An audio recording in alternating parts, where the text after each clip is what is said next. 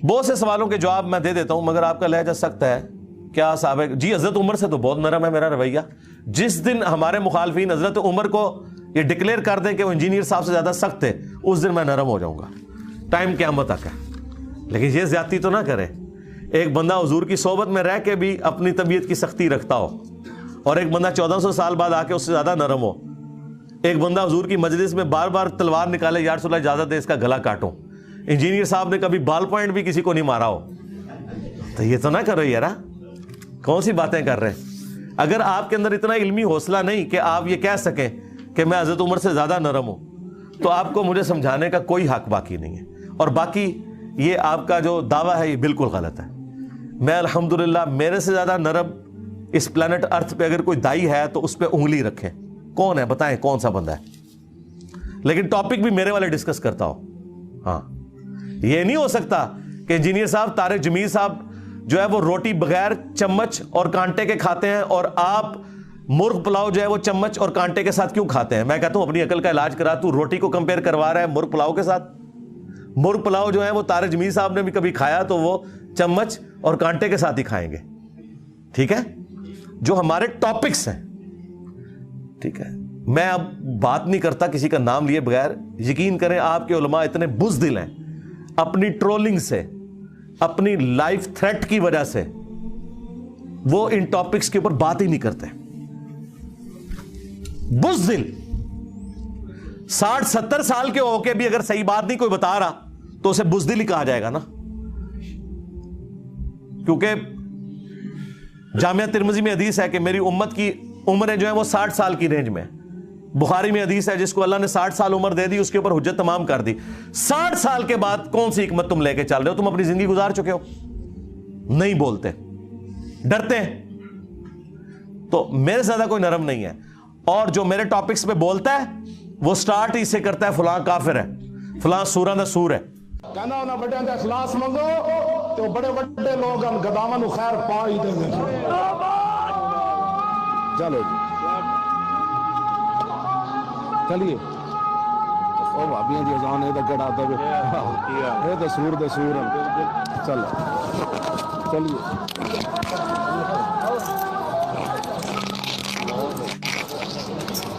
میں نے آج تک سور کہا ہے کبھی؟ میں نے کہا کہ وہابی سور ہیں.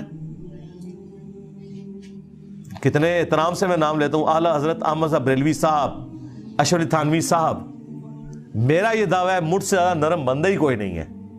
اگر کوئی ہے تو لے کے آئے. یہ آپ کا دعویٰ بالکل غلط ہے, میں سخت ہوں. میرے سے زیادہ پولائٹ بندہ ہی کوئی نہیں ہے. لیکن جس ٹاپک پہ میں بول رہا ہوں اس ٹاپک کے اوپر کوئی بولتا نہیں, اور جو بولتا ہے وہ پھر جناب ایک بار جڑا نا آسمان پھاڑ کے رکھ چڑھتا ہے, سیدھا جہنم ہی پہنچا کے آندا ہے. ٹھیک ہے, کیونکہ یہ ٹاپک ہی ایسا ہے. جب آپ اس ہاٹ سیٹ پہ بیٹھتے ہیں تو آپ کو پتہ چلتا ہے. ابھی دیکھیں تحریک لبیک کے ایک بھائی آئے تھے, انہوں نے مجھ سے 30 سوالات کیے. سٹارٹ ہی انہوں نے کہا کہ آئیں آپ کو جہنم جہنمی سے ملواتے ہیں.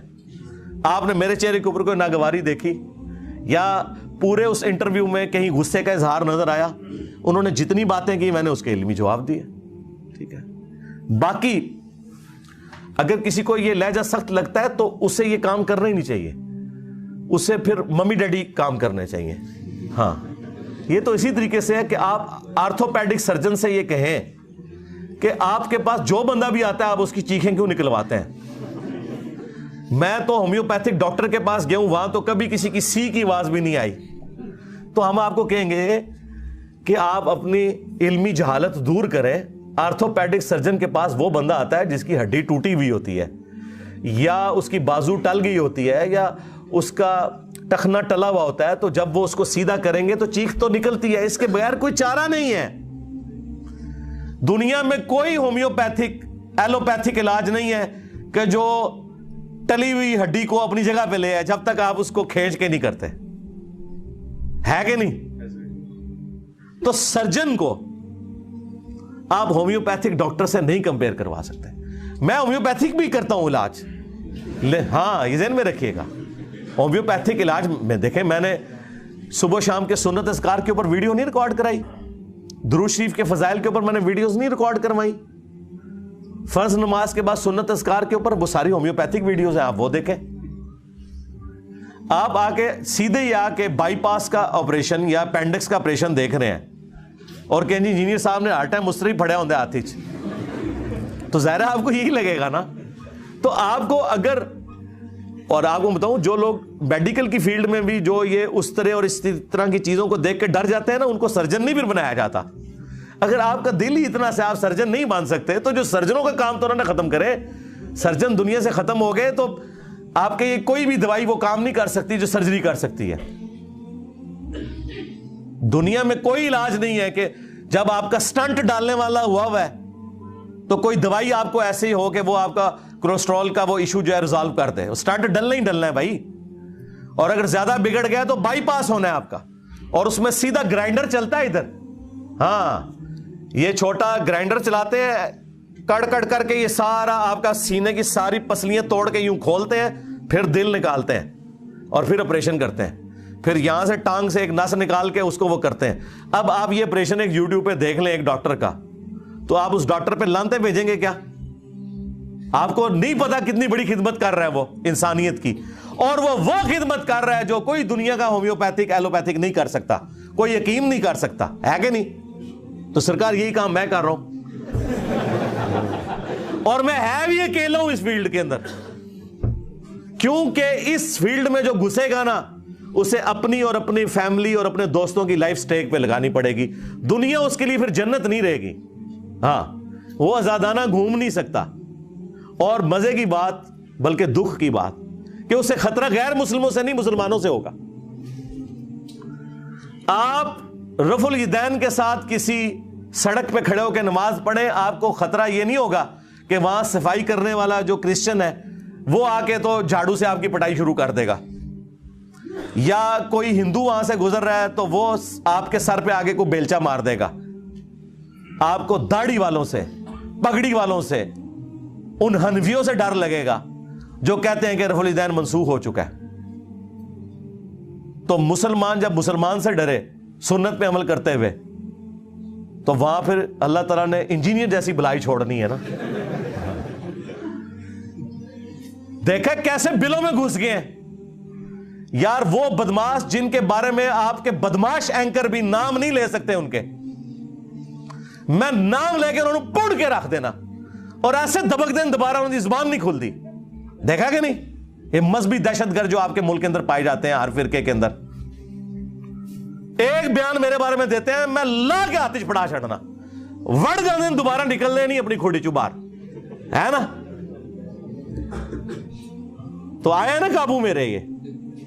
اور دوسرے لوگ جو ہیں وہ دبے دبے الفاظ میں بات کریں گے, بعض تنظیمیں, بعض لوگ ایسی تیسی نہیں تھوڑی, کیونکہ ظاہر ہے میں تو 302 ہوں, سیدھی سی بات ہے.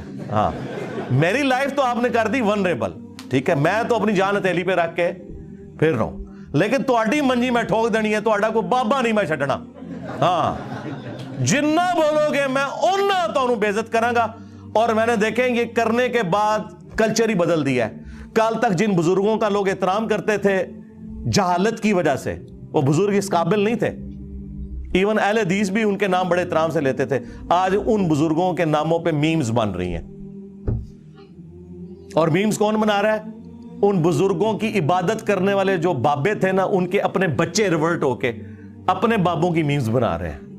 یہ ہے جناب تبدیلی دنیا میں. خان صاحب تو تبدیلی نہیں لا سکے, لیکن اسی جڑی تبدیلی لانی سی وہ لیا چھڈی. پورا مسلمانوں کا کلچر چینج ہو گیا. لوگ کہتے ہیں انجینئر صاحب سٹوڈنٹس بنائیں, کوئی مدرسہ کھولیں جس میں بندے تیار کریں. سرکار بندے تو تیار اس لیے کیے جاتے ہیں تاکہ یہ بندے تیار کر کے 100-150 سال میں آپ اپنی جنریشن کو ٹرانسفارم کر دیں دوسری فارم میں.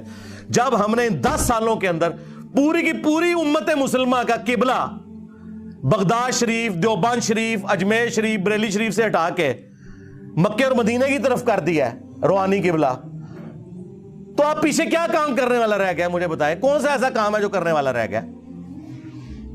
The damage has been done. ان کے فرقوں کے ساتھ جو ڈیمیج ہونا تھا وہ ہو چکا, اللہ کا شکر ہے.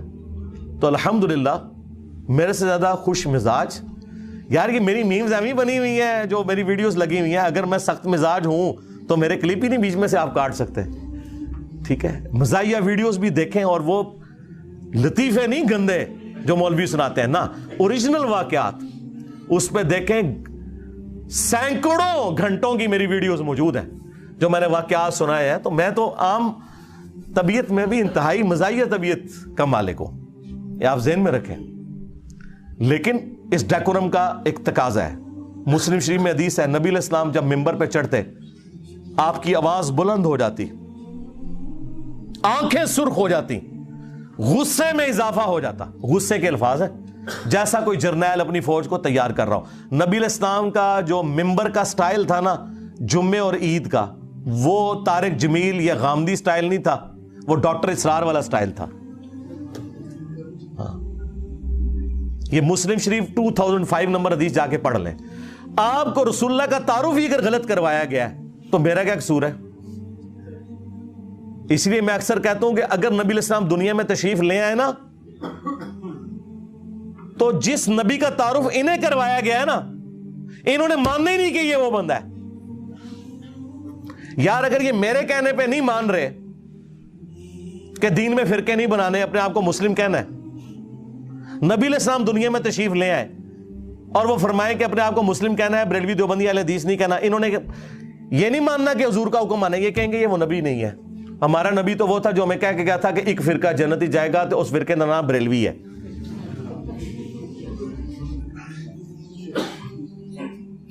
نبی تو یہ غیبی خبر دے کے گئے تھے کہ یہ گندگی ہو جائے گی, تم نے کرنی نہیں.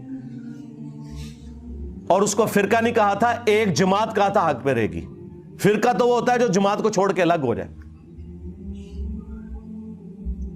پروفیسی کو انہوں نے اللہ کے نبی کا حکم بنا دیا. یہ اتنے جاہل ہیں, کل کو انہوں نے مسلم کی حدیث پڑھی تو ان کے مولوی تو اس سے مطلب ہی یہ نکالیں گے. حالانکہ عام آدمی نہیں مطلب عام آدمی کو مسلم کی حدیث پڑھائے نا کہ قرب قیامت میں ایسی عورتیں آئیں گی جو لباس تو پہنے ہوئے ہوں گی لیکن ننگی نظر آئیں گی, اور ان کے بارے میں وعید بھی اس میں آئی ہے, یا ایسا چست لباس ہوگا یا ایسا باریک. عام آدمی پڑھ کے اس سے اپنی گھر کی عورتوں کو سمجھائے گا کہ چست اور باریک لباس نہ پہنو,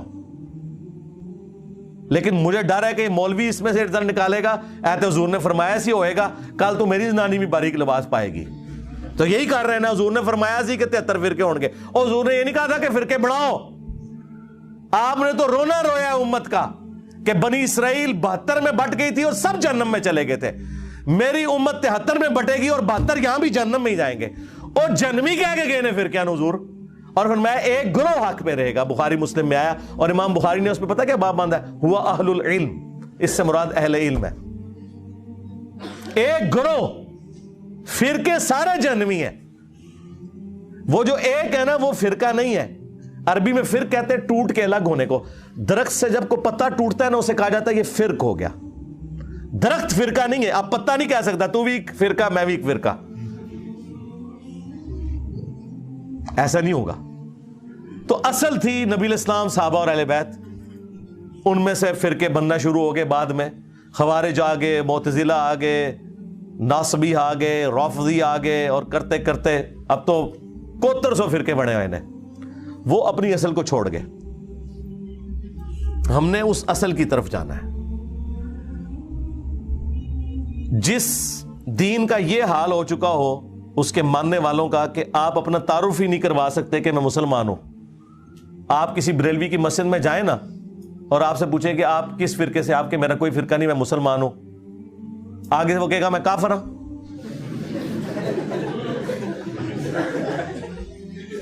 اس نے پھر پوچھو اگوں کہ تو کافر نہیں تھے کہ ہے, پھر وہ کہے گا میں بریلوی ہاں, یا اہل سنت والے جماعت ہاں, یا اہل سنت وا جماعت ہاں, اور حنفی ہاں. انہوں کو یار اے ذرا 10 قرآن دی کتنے لکھے آئی تو ٹائم قیامت تک کی کڈ اپنی طرف سے بنائی ہوئی چیزیں. یعنی ایک غریب اتو بدتمیز, ایک جاہل اتو کانفیڈنس لیول آسمانہ تے ہے, یعنی جہالت کے باوجود کانفیڈنس لیول ہے. تو ان کی مثال ان ٹین ایجز بچوں کی سی ہے جو ویلنگ کر رہے ہیں موٹر بائک پہ, اور یہ سمجھے ہوئے کہ میرا کبھی ایکسیڈنٹ نہیں ہونا, میں ماشاءاللہ بڑا ایکسپرٹ ہوں. اور دیکھنے والے بچارے یا بدوائیں دے رہے ہوتے ہیں یا دعائیں دے رہے ہوتے ہیں کہ اللہ اس دی خیر کریں، انہیں وجڑیں کتنے جا کے، چل خود بھی مر جائے نا، رام موت مر جائے کوئی مسئلہ نہیں ہے، دکھ یہ ہوتا ہے جب کسی دوسرے کو جا کے یہ مارتے ہیں۔ مجھے بتائیں ایک شریف آدمی اپنی بیوی اور 2 بچوں کے ساتھ موٹر بائک پہ جا رہا ہے اور پیچھے سے یہ ویلنگ کرتے ہوئے آئیں اور اس کو ٹھوک دیں، ٹھیک ہے، اس کی بیوی یا بچہ مر جائے، اس کا کیا قصور ہے؟ تو آرام موت مرا تھا، اس کو تو نے کیوں اس تکلیف میں ڈالا؟ لیکن وہ کر رہے ہیں کیونکہ ان کو پتہ ہی نہیں کہ اس کے رزلٹ کیا نکلنے والے ہیں، بس یہ بھی ان کا بھی یہی حال ہے۔ ہم لوگوں کو الحمدللہ اس لیے ایجوکیٹ کر رہے ہیں۔